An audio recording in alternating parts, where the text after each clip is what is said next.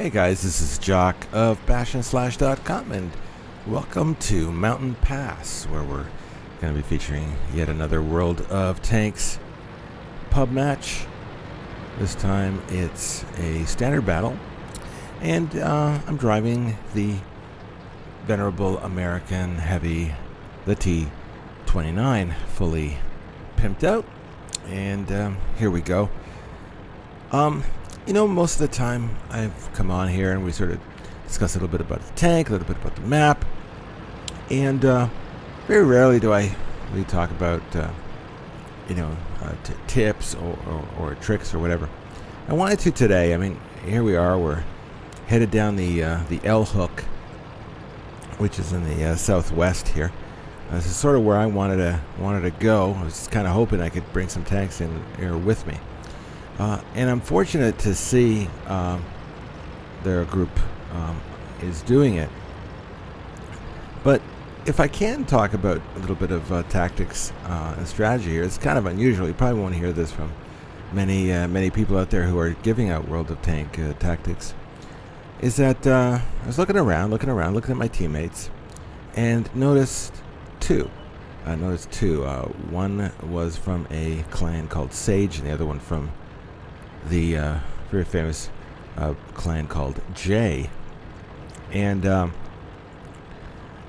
knowledge sometimes, is power. In this particular case, I know that especially the guy from J is undoubtedly a very, very talented player.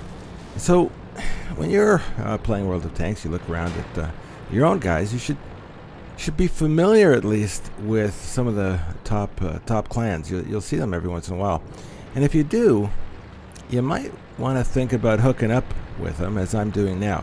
The other interesting thing about this particular situation is that we're all, the Sage guy, the J guy, and myself are all roughly in the same type of tank, heavies and relatively slow.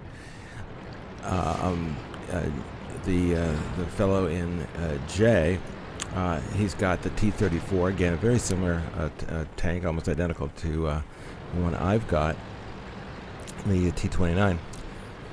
So as I said, because we can sort of hang out together, the same speed, it really plays into the strength. The other thing is the J and the Sage guy are also quite smart, because they're used to clan matches where the teams kind of form little blobs of tanks and go after the enemy as a group, and that's what we're doing here. And it's very seldom seen in pub matches for reasons that just mind-numbing.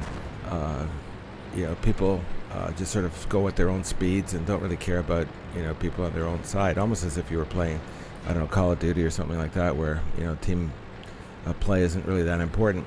In this type of game, it is extremely important. The other thing is, it's extremely important to arrive when you're attacking the enemy. Arrive at the same time, so you have the maximum amount of guns firing on one particular target, as many as you can possibly get. The other thing is, of course, is to focus fire. In this particular case, we're not really kind of teeing up the target, as it were, but it's pretty obvious what the target is, because we're in this little pass here, and there's only one target ahead of us, but that is really important. World of Tanks talks about this all the time.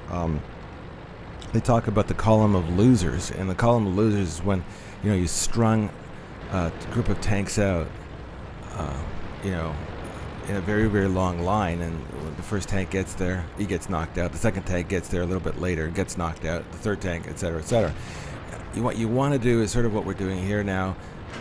Here we're joined by a Tiger II, and now we've got the T34, the Tiger II, and myself. Right behind us, we have a little scout, and off protecting our flank to the left, I think, is an IS-6. Right ahead, we've got a 46, and I just take out the Priest, which is in a really interesting strategic position on Mountain Pass. He's up on that hill there. It's a really good place. Very difficult to see unless you're right on top of it. Doing a little, being a little nasty there, because I'm stealing everybody's kills, admittedly. But again, that's if you're rolling in this type of group, that's what happens. You benefit from rolling in a really good group. But that's my one tip for today. Not necessarily that you roll with a group. That's a gimme. That's a pretty obvious thing to do.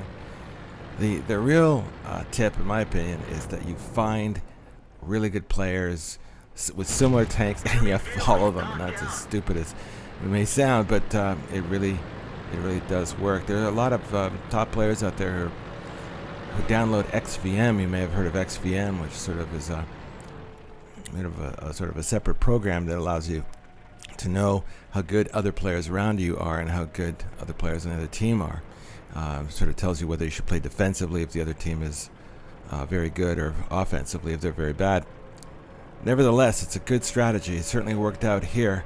The Tiger 2 and the T34, two of them in the cap now, and myself hung together, and here we are. See you next time, guys.